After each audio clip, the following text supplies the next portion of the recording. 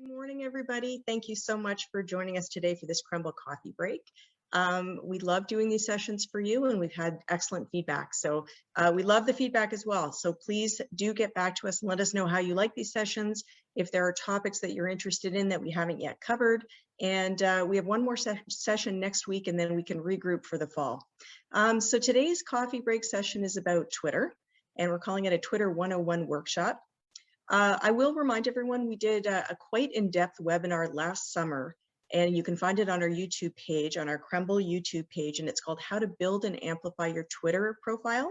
So that's kind of like your, A to Z, or A to Z rather, look at how to set up an account and how to amplify an account.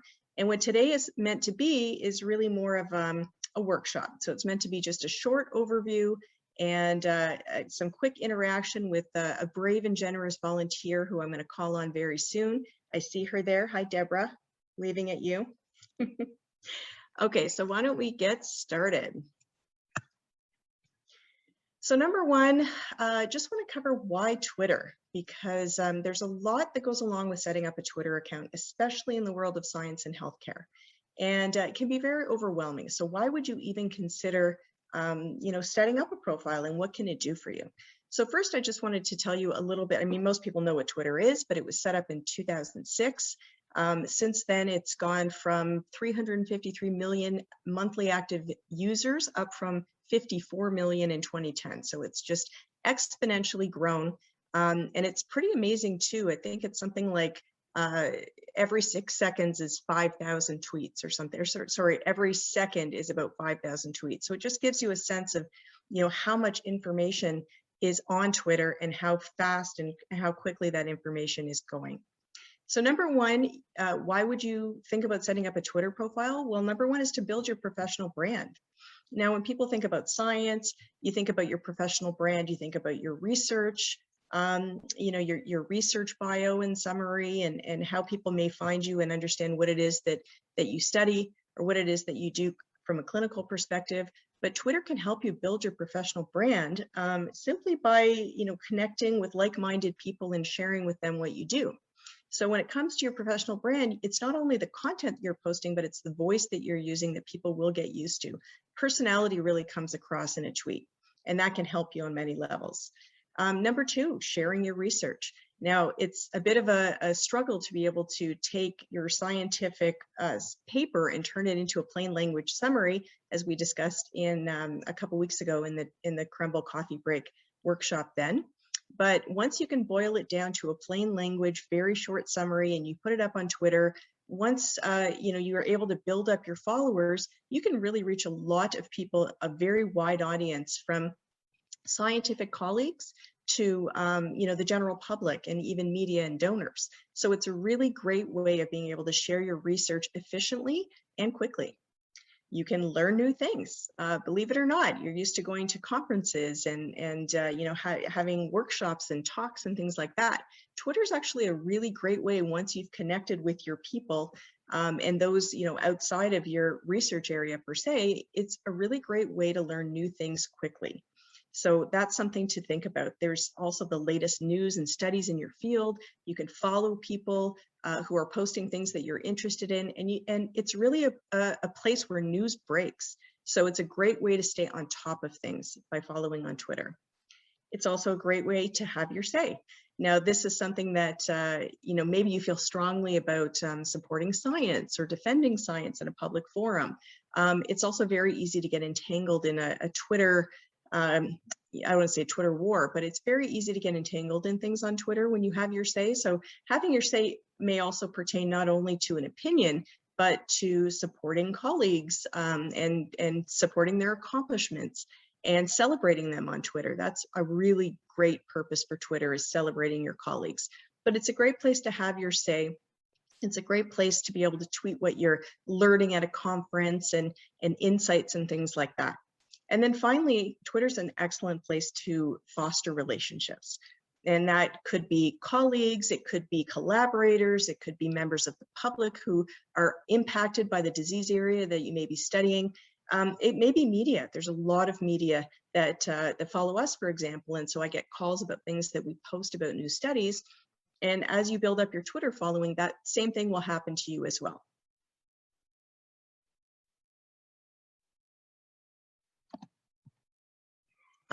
There's a really interesting study that came out a few years ago. And this is a study that came out in Facets, a Canadian open access science journal. And these two scientists essentially set out to discover if Twitter was really an effective outreach strategy. So they analyzed the Twitter followers of more than 100 faculty members in ecology and evolutionary biology. And what they found was really interesting. They found that of the scientists with fewer than 1,000 followers, nearly 60% of those followers were fellow scientists. But above that tipping point, members of the public and the media actually made up a majority of the followers. So what that tells us is that 1,000 followers, as mentioned here, is kind of the tipping point at which point you change over from really speaking to your colleagues to having a bit of a wider forum. And one of these, and I pulled this out of the study itself, I thought it was really interesting. Academic scientists on Twitter start by preaching to the choir, but can eventually sing from the rooftops. So again, that just epitomizes what we've been talking about, which is that Twitter, if used properly, can give you an excellent platform and an excellent foundation from which to share your research and share what you're working on in, in an efficient and a great way. So again, a quick overview from when it comes to Twitter 101, because it can, again, get very overwhelming. Number one is you want to build up your Twitter profile. So you can see here on the right in the top photo, this is a screenshot of our Krembil Brain Institute Twitter. And you can see we've got our handle, KBI_UHN. We've got a very short summary. The Krembil Brain Institute is dedicated to advancing research and clinical care for those living with diseases and disorders of the brain and spine. Simple, but anyone who reads that is going to understand immediately what we're about. Great to put in as well a locator, a website, very important, and also the photos. So in the front, the circle photo is your profile photo. Sometimes you want to put a picture of yourself. We've chosen to put here our logo.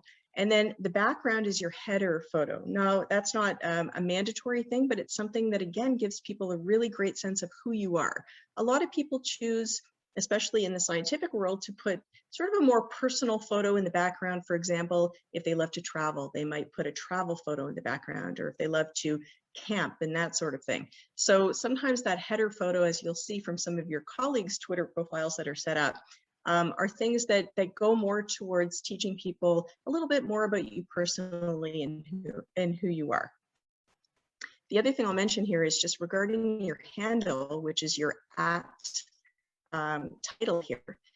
Really, when you're here, to get your name if you can, or some version of your name with a number, because then it's easy for people to tag you in their tweets, as opposed to sort of a very obscure handle, or one that ties you very specifically to an institution or a city or something like that. Because as we know, especially in academia, things change and locations and institutes change. And so it's good to sort of have something that's a little bit generic. But for example, if you study the brain, you could put the word neuro in there or something like that if you can't get your name proper.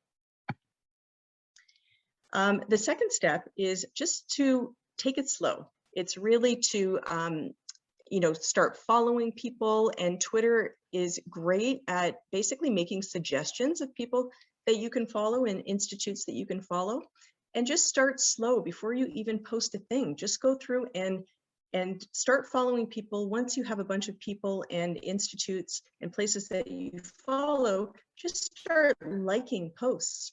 And then you'll see that they'll start populating in your feed. And then once you like a bunch of posts, that's when you can go and you can start retweeting things. And again, they will populate your feed. And this is what you can do before you even try to craft your first post, because again, that can be very overwhelming, and we will get to that. But just know that you can take baby steps when it comes to Twitter, and you don't have to do everything all at once. And you don't have to do everything daily. We can, even come up with a schedule where you're posting eventually once a week or so. And then finally, you're ready to post. So I've just put an example here on the bottom photo on the right here. This is our pinned post on the Krembil Brain Institute website. So a pinned post, once you have several posts that you've put, you have the option of pinning one. And that means that As soon as people go to your profile, it's the first thing that you see. So it's great to have something that's a little bit more generic in terms of telling people what you do and why you do it. It's great to have a video. It's great to have a photo. And this is a good example, I thought, of a pinned tweet, especially with this screen grab of Dr. Francis Skinner, who looks ecstatic to be here and be part of KBI UHN. And we'll get to that in a moment, just how important it is to post dynamic photos in tweets. And finally, once you have gone through, you've set up your Twitter profile, you have gone through and followed, liked, and retweeted a bunch of posts. Once you have crafted a few posts of your own and even chosen one to pin, then you want to amplify your posts. So it's one thing to be able to put together a post, which is just words. But once you start adding a dynamic photo, for example, such as in the post below, you actually have the option of tagging people and places in your photo. You have the option of tagging up to 10 in a photo. And so, for example, in this one below, you can't see it, but I can show you after. You see that we, first of all, have a link to the Krembil website. We've got hashtags that are relevant to the post itself. And then within this tweet, within this photo, I would have tagged UHN, UHN Research, Dr. Skinner, several of our other PIs and scientists at KBI UHN. I would have tagged the Krembil Foundation. And depending on the tweet itself, you can also tag stakeholders and funders that are involved in your research. And that's another great way to let them know, the status of what's happening and also help them to share with their members as well. So that's what Twitter is about, is really helping people to understand what you do and why you do it, and giving you a way to, to share in a way that's easy for people to digest and understand and celebrate. So also, for when it comes to amplifying photos, number one is posting the dynamic photos. You also want to try to write in active and present tense. So again, you're using present tense. The brain is the most complex organ in the human body. At KBI UHN, our goal is to develop new treatments for diseases and disorders of the brain. So active verbs and present tense goes a long way in a tweet to be able to engage people and to make it more conversational, which is really a big part of Twitter, is just making things plain language, accessible, digestible, and easy to understand. This all is in the vein of trying to break down the barriers between science and society, and really invite people into the labs at UHN and Krembil and help them understand what we do and why they do it, ultimately so they can support it. So I mentioned tagging relevant stakeholders. The last thing I'll mention when it comes to amplifying your posts is it's really great to be able to align with awareness days. There are a lot of health promotion and awareness days in a year. So for example, in September, we have World Alzheimer's Day and World Alzheimer's Month, and there's also, it's also Arthritis Month. So those are two of our pillars. So anything that I'm going to post in September is, it's going to have those hashtags. And what I always do is I look up and I Google what the hashtag is going to be this year. So for example, the World Arthritis Month, that may be something that is sponsored by the Alzheimer's Society. So I'll look up and see which hashtag they've chosen, if they've chosen to add the year, World Alzheimer's Month 2021, or just World Alzheimer's Month. Which one is trending? Which one is going to get the most amount of traction? And then that's the one that I'll include in my post. And I'll just remind everybody too that, again, today is meant to be just a brief overview and then a bit of a workshop. And if you're interested, you can go to our YouTube page, to Krembil's YouTube page, and look at the How to Build and Amplify Your Twitter Profile webinar from last year. And that's like a full A to Z look at how to set up the account and then the different types of tweets that you can try to do. So I just wanted to share this to give people a sense of, the prevalence of Twitter and some of the people that you may want to look at and you may want to follow, and take a look at some of the tweets and posts that they've put together. Isaac Bogosh, as you know, probably is an infectious disease doctor who's been in the media quite a lot during COVID. And he's built up his followers to 134,000 followers. So when he tweets something, that's how many people he's potentially reaching with one tweet. On the right, you can even see some scientists, not necessarily in the healthcare field, but Neil deGrasse Tyson, who's an astrophysicist, has 14.5 million followers. Avis Favreau, the CTV health journalist, has 16,000, and Andre Picard with the Globe and Mail has more than 125,000 followers.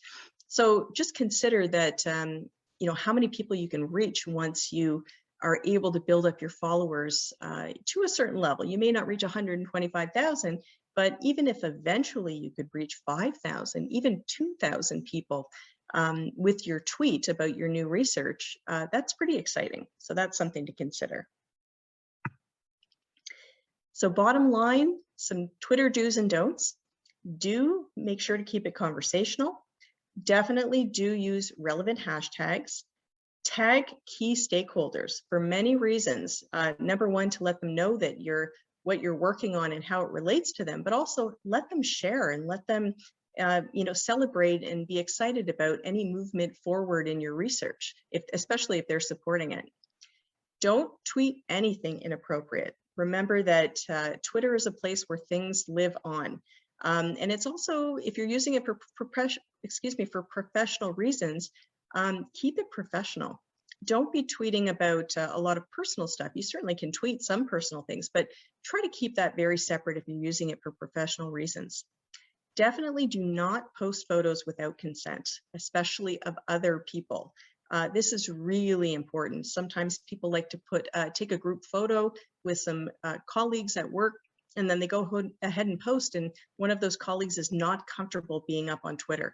So really important to make sure that you've got everybody's consent, especially if you're in a clinical setting as well. So that's something you can always run by us in public affairs if you're not sure, and that happens all the time, where somebody will send us a photo and say, can I post this? And we'll look and say, actually no, because there's patient health information all over the background, and it's something that maybe they hadn't considered.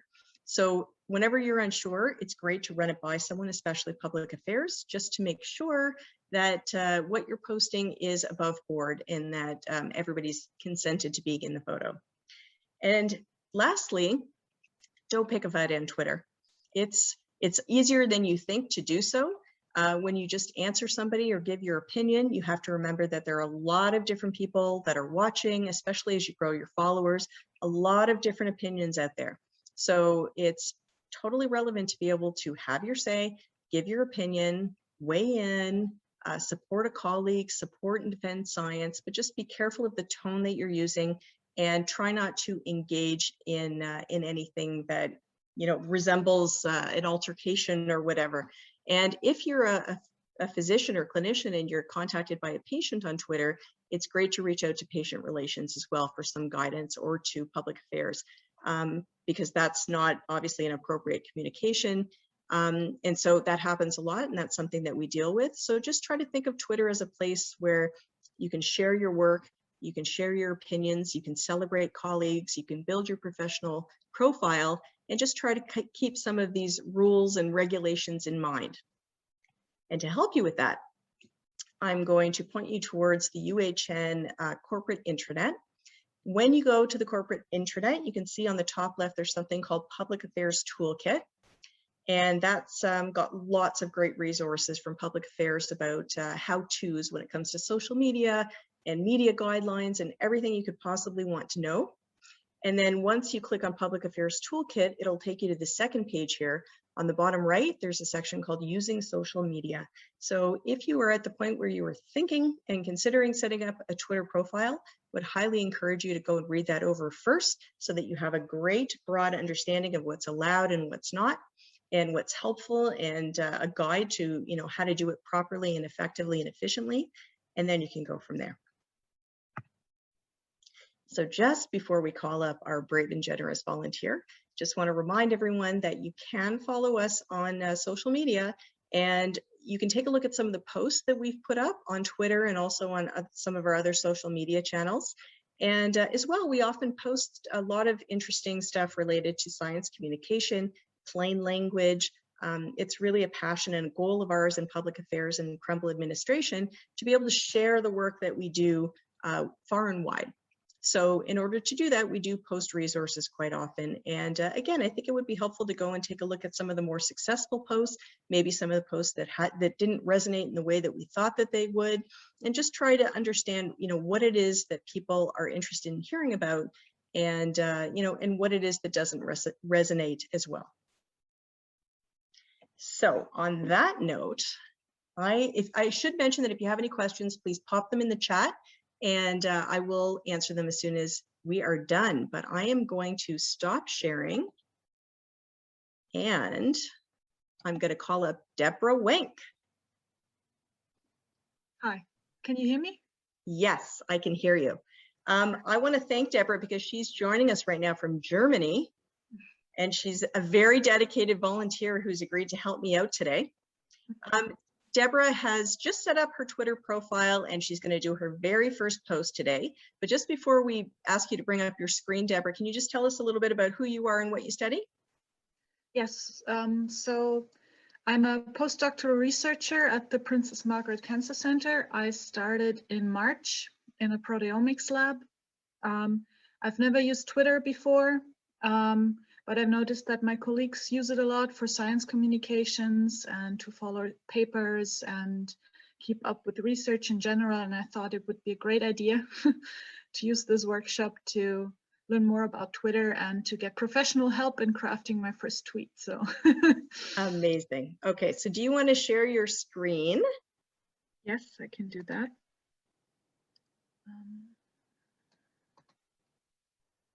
And we are all going to witness Deborah crafting and sharing her first tweet. Very exciting. Can you see my screen? Yeah, I can see your screen. That's great. So we can see your Twitter handle. We've got this beautiful photo. And can you tell us why you decided to go with the Toronto skyline for your header photo? Well, I moved to Toronto from Germany about half a year ago. So for me, this is pretty exciting and something new and something I'd like to share, that I'm in this city now. Also, it's a nice picture. Yeah. Oh, that's great. Okay, so you've got 13 followers already. You just set this up a few weeks ago. That's pretty good. And you're following 59 already. So can you just take a second to show people the who to follow tab here? And just, you can see everyone that Twitter will prompt you about who you could potentially follow once you start following institutes and people, and then it'll also prompt you about topics to follow below. So that as you can see, like Deborah's already gone through and she's followed the relevant institutes. Can we see some of the people that you're following, Deborah? Yes. So if we click there, we can see that these are some of Deborah's colleagues. Nature Methods, great one. I'm sure you're following American Cancer Society, National Cancer Institute. Princess Margaret has got to be in here somewhere. And yes, of course, UHN. You definitely want to be following UHN Research. So this is really great for people to be able to see some of the organizations that you've already gone through and probably been prompted about who to basically follow. And once you're following all of these people, can you go back, Deborah, just to your main page there? You'll see how their posts will come up in your feed. So as we just scroll down, you can see, yeah, this is what Deborah's feed looks like. That you can see all of these posts. So already she's getting a really great education and a really great understanding of what of what some of her followers are posting. And then from here, you'll continue with the momentum because you keep getting prompted for other people to follow, or you may see someone who's been tagged in a post by someone that you follow that looks interesting. So I just wanted to give people a really quick sort of look and understanding of what that looks like. Okay, are you ready? Are you ready to craft your first post, Deborah? I think so, yeah. Okay, let's do it. So you're gonna go back to home? Yeah, I'm there. Yeah, okay. Is everyone ready? This is very exciting. Let's first start with the photo itself. So on the bottom icon, right under what's happening, click that. media, and then you're going to pick the photo that you want to use. Excellent. Yep, perfect. Ah, beautiful. I love it. So tell us, why did you choose this series of photos? I wanted to pick a photo where I'm in it, just because I think when there's people in a picture, people are more likely to look at the tweet. You're right. Also, I chose this picture on the top right to show Toronto, that I'm in this great city now, and that picture on the bottom right depicts what my work usually looks like. That's a mass spectrum when we tuned the instrument. So yeah. Amazing. So you're posting today because you're just excited to be in Toronto and starting at Princess Margaret, and you're just, you know, you're excited. So you want people to know who you are and what you're studying and that you're here, basically. Okay. So do you have a post in mind? Yes, I prepared something, but I have to say it's a bit too long. I tried before. Okay, that's great that it's too long, so we can work on shortening it in real time. Yes. So do you want to type it in? Can you see my screen still in the Word document right now? No, we can't see the Word document, but if you want to copy and paste it into Twitter, and then we can play around with it and add some hashtags. Yes, okay, so. Yep, just on what's happening.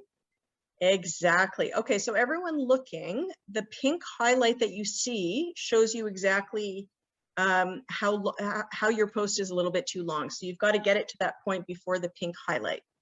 So the beauty of this is that you've tagged all your wonderful colleagues and you want to include them, but you can also include them in the tag people underneath the photo. So that's the beauty of posting a photo, is that you can tag up to 10 people there. So what if we take some of those people that you wanted to tag, and instead we tag them underneath? Yeah, sounds good. We can we can either do that, or we can lop off the back half here. Instead of saying at UHN was a big step, and you can just end it at ovarian research. Okay, I think I would rather tag the people in the picture, because the last part at the back is actually the one with the interesting Twitter hashtags. It's true, and you're tagging UHN, which is great too, which you could always do in the photo, but it's nice to tag UHN in the tweet. So why don't you go through and copy and paste? You have to do it one by one, your colleagues' names. And then when we're done here, everybody that's watching right now should go through and follow Deborah. DWank5. Okay. Great. So do I have to choose all of them? If I say done now, I'm probably. You should go, if you can move it over, you can just do them one. Yeah, exactly. Just do it like that, and then you can take them all out one at a time. And you always want to try to use the full 10 if you can. So I'm going to show you how to do that. Okay. You've got 3 colleagues. You definitely want to tag Princess Margaret as well. Maybe Christian Amanpour. Who knows? Princess Margaret? Yeah. Yeah. Are there any other colleagues? Yeah. I'm looking it up now so I don't forget anyone. No problem.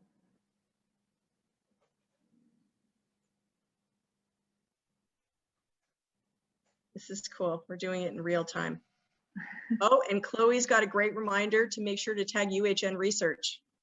UHN_research. Thanks, Chloe.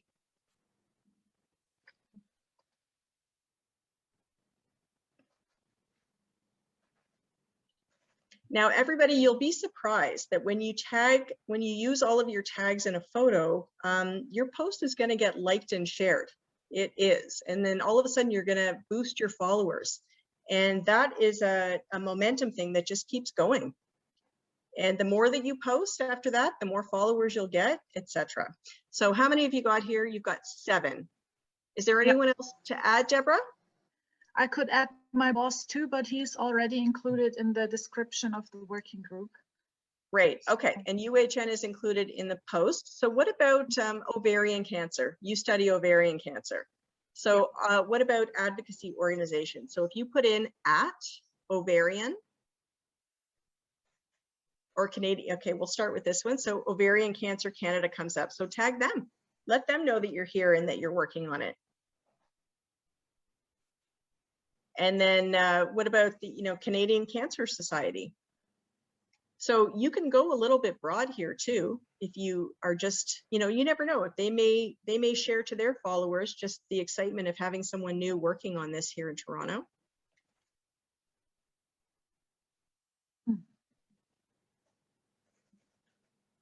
Try cancer. @cancer. Canadian Cancer Society. @Cancer Society. There you go. And then we've got one more. So anyone else you can think of, any colleagues, any cancer charities, or even Toronto. How about @Toronto? Okay. You'll get all the Raptors fans knowing that you're here. All right. Alisa's saying, what about a proteomics specific tag? And I think that you had one in your actual post, but if not, then that's probably a better plan than @Toronto. Yes, I was thinking about the Canadian National Proteomics Network. Perfect. Thanks, Elisa. Okay, so click done. And so then you can take out all those names. Okay. So you're just going to copy and yeah, perfect. Now, when you have here moving to Toronto, make it @Toronto. Mm-hmm.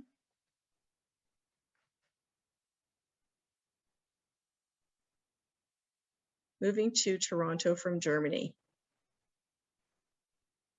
Yep. For ovarian cancer research at UHN was a big step. Excellent. Now you've got room.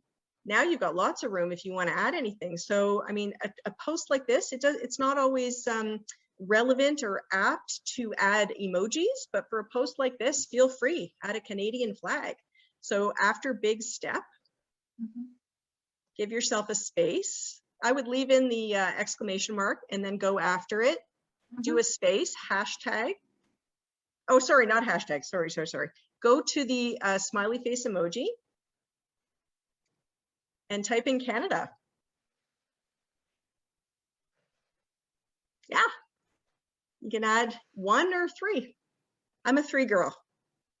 I love adding 3 emojis. I don't know why.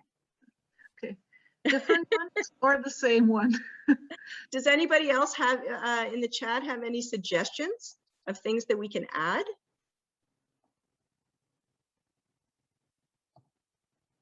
Because we do have a little bit of room, but again, you don't have to fill the entire post. This is all about just making it something that you're comfortable with and something that's conversational and engaging. Kathy is suggesting woman scientist. That's a great one. And there's, you know what, that's another thing to talk about too, in terms of your interest. There's academic Twitter, there's women in science. There's so many amazing hashtags that will connect you to like-minded people. And you just need to go spelunking a little bit on Twitter and looking around for those, but you'll be shocked and amazed and excited. I love it. So we've got one more emoji here. And then we're gonna post, and then everybody's gonna follow you. And keep an eye on what your future posts are gonna look like.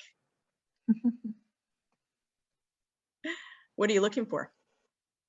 I'm just seeing what there is, if maybe something. Well, you know what, if you go in and you search science, you can either have a microscope. Oh, you don't have the microscope, but that'll work too. Oh, there you go. Yes, I use the microscope a lot. I don't, unfortunately. You will, trust me. Okay, so let's click out. Okay. Deborah, are you happy with this tweet? I think so, yeah. So always read it over one more time for grammar and typos. because the problem with Twitter is you can't go back and change it. You're going to have to delete it and repost it if you make a mistake, unlike Facebook where you can go back and edit. Mhm. So once you are happy with this, go ahead and tweet. Okay, does anyone else see a typo before I tweet? I don't see one. Okay, fantastic. Thanks, Kathy, for the emoji too. Oh my gosh, so exciting. You did it. Everybody give Deborah a round of applause. Excellent. Thanks, guys. Thank you, Deborah. So again, a reminder to everybody to follow Deborah at dwenk5. And we're going to keep an eye on what you're going to post. And remember, no pressure, but once you get a couple more posts up there, you can go ahead and pin this one. So it's the first one that people see when they come. All right. Thank you so much, Deborah. Let's see, do we have time? It's 10:36, so I don't know if we have any questions. The one thing I was going to do, if we have a little bit of time, is I was going to show you. Can everybody see my screen? This is the Krembil Brain Institute Twitter. Yes. Yeah? You guys can see it? Perfect. I'm going to post as well. So this is a tweet that I came up with earlier. It's very generic, but I do this once in a while for our 3 pillars for brain, arthritis, and vision. 1 in 3 Canadians will be affected by a brain disease, disorder, or injury, or an illness related to the central nervous system at some point in their lifetime via Brain Canada. Learn more about how KBI UHN is working to find answers and help patients. So this is one other point I wanted to make is other types of tweets. It's great to give people information. So if you're going to post about something, if you're going to post about your research or post about specifically about a study, great to link to that study, or even better to some sort of plain language summary of that study. So if you've got a website or a blog or something where you put up a plain language summary, that's ideal. If not, it's great to link, as I mentioned, to the study itself. People are always craving more information. So think about what you want to achieve and accomplish with your posts. And in this case, we'd like to send people to our website at uhn.ca/Krembil. So here's my post. I'm going to go to my photos and I'm going to go to brain. And this is a photo that we've used before. And now I'm going to tag people. I don't have to tag all 10 necessarily for something like this, but I'm going to do UHN research. I'm going to do Brain Canada, I've already done, but Krembil Foundation. I'm going to tag UHN Foundation. And I'm going to do Ontario Brain as well, because they're always very supportive. And you'll find that a lot of colleagues in a lot of institutes and organizations are going to, when you post something, they're going to like your posts. They may occasionally send you a direct message asking you to like their post. That's kind of how it works on Twitter. It's like, it's kind of nice. It's such a supportive environment when it works well. Okay, so I'm only going to tag these 5 because this isn't a very specific post where I'm posting about specific research. And then you can see I'm down to the wire with my wording, and I usually am. I'm almost always over with my initial tweet, and I have to shorten, and generally until I get to this 0. Because for me, no word is wasted. And I am going to tweet. Voila. Very exciting. Okay, I'm going to stop sharing. I'm going to thank Deborah very much for being our guinea pig this morning. And Amy, do you want to come back and let me know if there's anything in the chat to answer? Absolutely. Thank you very much, Heather. We did have some questions about whether the session will be posted online or if anybody will be receiving the links. So I have just popped into the chat box 2 links. The first link is the link to Krembil's YouTube page, where you will find all of these sessions as well as other videos we've put out. The second link is directly to the Krembil Coffee Break playlist. This includes all of the weekly sessions that Heather and Twain are doing this summer, as well as the ones from last summer. So again, if you want to go back to the earlier Twitter session, you can find that there as well. So excellent. Thanks, Amy. We do have some questions. The first one is a quick question from Kathy Chow. She says, there are times when the photos we wish to post do not fit perfectly. Are there any tips and tricks for this? Yes, great question, Kathy, because you're right. And if you refer back to, I think, the original Twitter webinar from last year, we do talk, if I'm not mistaken, about the size of photos. I'm going to tell you what my cheat is. My first cheat is asking Twain to make it fit. When he's around, I just email it to him when I'm feeling super lazy and I say, hey, can you Twitterify this? But there are specific dimensions. I can't remember what they are offhand.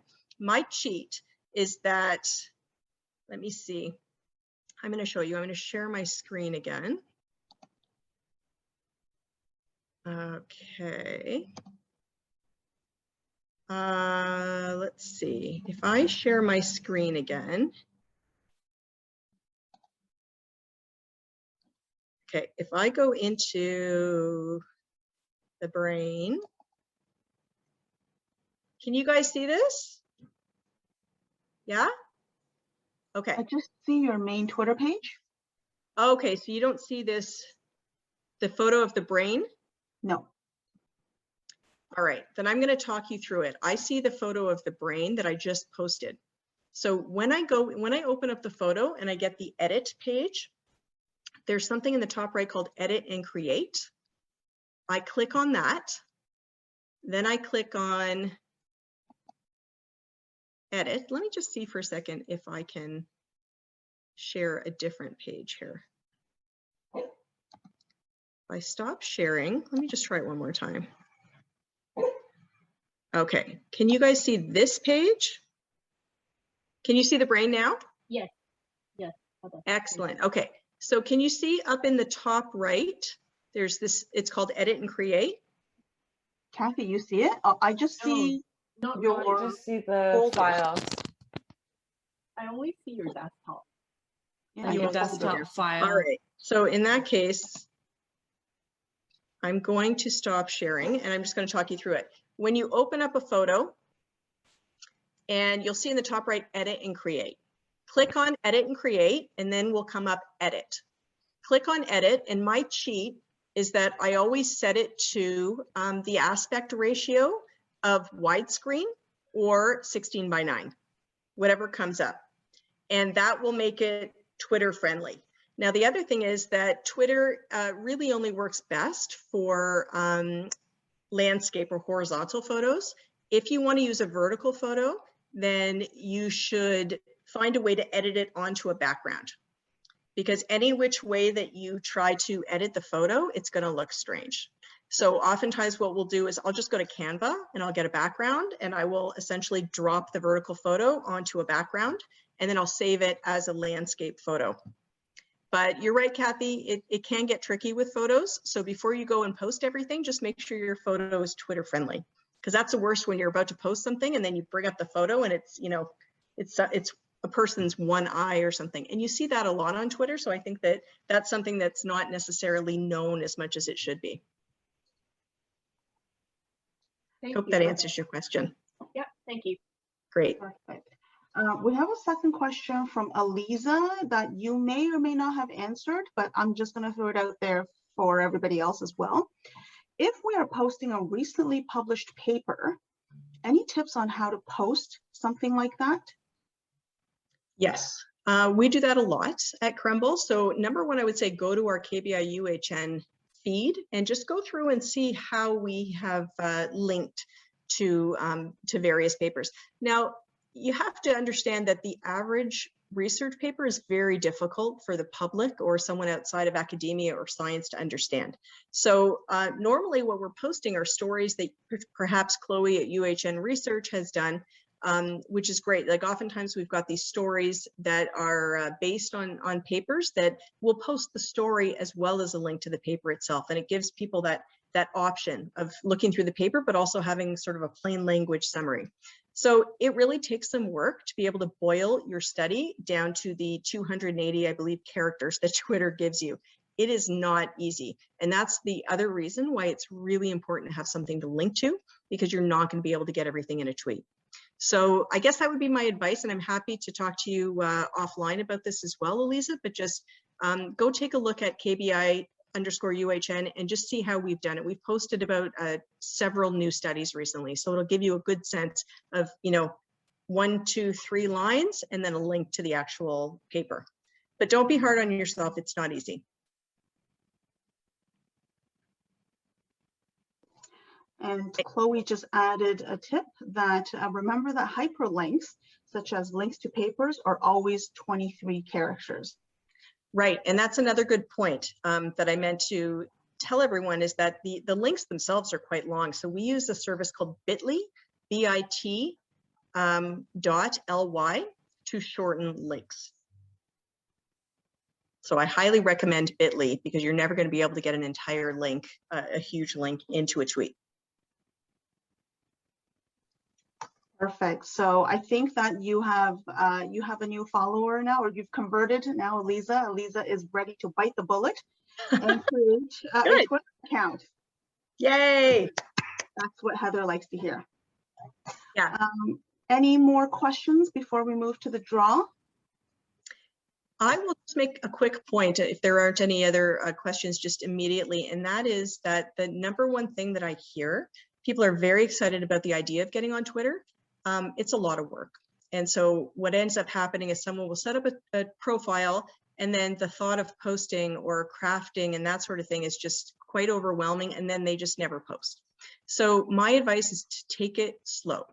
Do your follows and your likes and your retweets for a while, and then tell yourself, I'm going to give myself 10 minutes a day on Twitter just to like and post and retweet, like and retweet and follow. 10 minutes a day. And then when you're ready, tell yourself that you're going to craft a post every other week, so that you don't feel overwhelmed and you think you have to post something every day. So I would just say, based on my experience, that's what happens over and over again. Someone sets up the account, and then they very quickly, it becomes a dormant account because it's just too much with everything else you've got going on. So set yourself some limits, and then you're really going to start enjoying it. That's the other part that I see over and over again, is people that, tell me I turn them into a Twitter monster. Like you, Amy. So Marcia in the audience has an idea. She's wondering if anybody's interested in pulling all of the Twitter accounts into the chat so that you can follow each other, and also add any organizational Twitter accounts that you may be working with. Great idea. And I see Nicole has hopped on to add her Twitter, her what is it called? Handle. PM Cancer Edu, where they post cancer education, literacy, health literacy, and related info. So feel free to join in. My only comment is that once we end the session, I'm not sure if the chat remains available. We may, so you'd have to copy down these handles very, very quickly, right? Oh, there we go. Yeah, Marcia, nice. Okay, while you guys are getting your Twitter handles up there, for those of you who joined us last summer will know that we actually had a special guest who did our draws every week for our prizes, and I'm happy to say that she's back, although she may look different, very different from last year. A lot can happen in 1 year to kids. So Ellie, why don't you join us, say hello. And then she will pull the name for us this time around. So Ellie, why don't you go ahead and pull? Okay, and then just let's see. Let's put it up at the camera. Okay. And I believe this week's winner is Daria Lawson. Daria, congratulations. Awesome, Daria. Please contact us at krembil@uhnresearch.ca to let us know what prize you would like. As well, we can coordinate how we can get the gift to you. Perfect. All right, I'm trying to find a way. Amy, maybe do you know of a way we can just copy all of these handles, and then maybe I can try to send them out to everybody who registered for this lesson? Sure, I'm just gonna do my trusty old copy and paste, and then Heather will get it out to everyone. Yes, and Kathy's saying there's a way to download the chat. So we will try to figure that out. Thanks, Kathy. Worst case, I'll find a way to send it out to everybody. Anyway, thank you. Thanks, everybody. I think we're good for questions. The craziest film shootout I've ever seen. Oh, So great. thank you. And anyway, thank you very much for this session. I really enjoyed it. I hope you did too. As always, let us know if you have any feedback. Next week, Twain is rounding out our coffee breaks this summer with a graphic design workshop, which is going to be amazing. So if you haven't signed up already, then look out for the link to register. And I hope everybody has a great weekend and great to see you. Thanks again for coming. Take care.